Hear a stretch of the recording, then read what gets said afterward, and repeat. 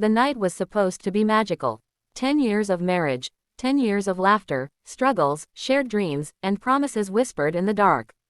I had spent the entire day preparing myself, choosing a dress I knew my husband loved, curling my hair the way he always said made me look elegant. I wanted everything to be perfect because anniversaries are not just dates, they are milestones of love, commitment, and endurance. The banquet hall glowed with golden lights. Guests filled the room, family, friends, colleagues. Music played softly, glasses clinked, and laughter spilled into the air. For a moment, it felt like the fairy tale every little girl imagines. My husband, Adrian, stood tall in his tailored suit, the image of sophistication. When he held my hand, I thought, this is what forever feels like. But forever can crumble in an instant. It happened so quickly. I had picked up a glass of red wine, moving through the crowd to join Adrian. As I approached, I noticed a woman beside him, stunning, draped in a dress that clung to her like a second skin. She looked too comfortable, too close. Something in my stomach tightened, but I ignored it. After all, tonight was about celebration. Then fate played its cruel hand. My hand trembled slightly, maybe from nerves, maybe from the uneasy feeling swirling inside me. The wine slipped, splashing across the woman's chest and staining her shimmering gown. Gasps erupted around us. Before I could even apologize, before I could even register what had happened, Adrian's hand struck my face. The sound echoed through the hall, sharp and humiliating. My cheek burned, but what stung more was the betrayal, the public betrayal. The room went silent. My glass dropped to the floor, shattering into pieces that mirrored my heart. The woman gasped dramatically, clutching her dress, while Adrian glared at me with eyes filled with anger, not concern, not compassion, but anger. I stood frozen, tears pricking at my eyes, not just from the slap but from the realization dawning on me.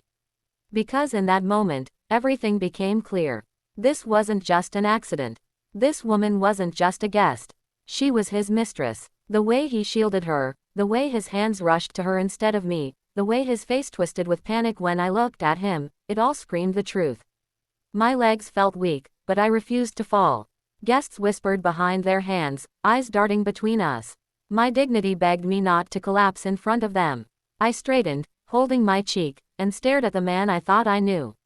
Adrian tried to recover. "You embarrassed yourself," he muttered under his breath, as if I were the one who had crossed the line. But humiliation can be a strange gift.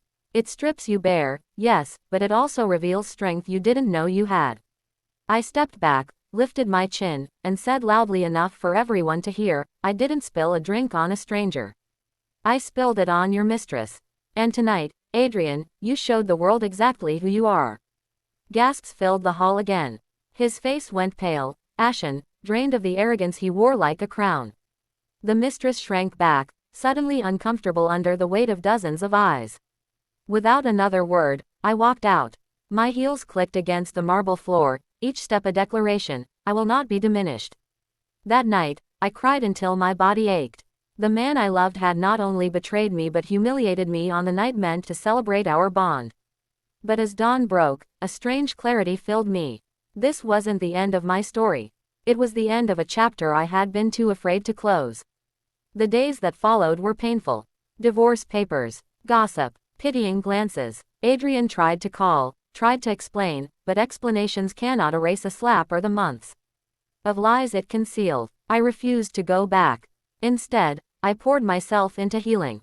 I leaned on friends who reminded me of my worth, on family who held me when the loneliness threatened to swallow me whole.